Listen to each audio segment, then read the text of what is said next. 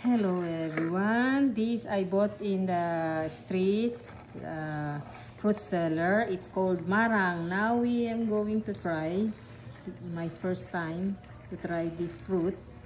Open up like this. Wow, wow, look at that, it's ripe already. Ooh la la, that's the fruit to eat. Okay, and I have to get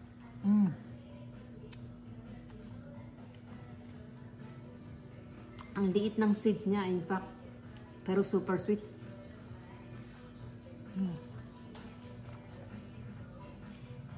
I like it. Wala siyang dagta na katulad ng langka.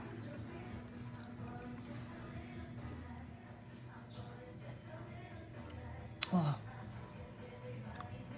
It's super sweet. It's mixed langka. Parang langka.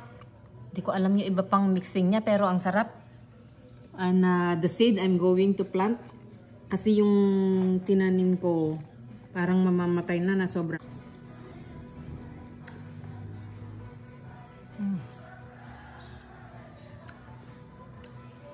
Langka taste and yummy. At wala siyang lagkit.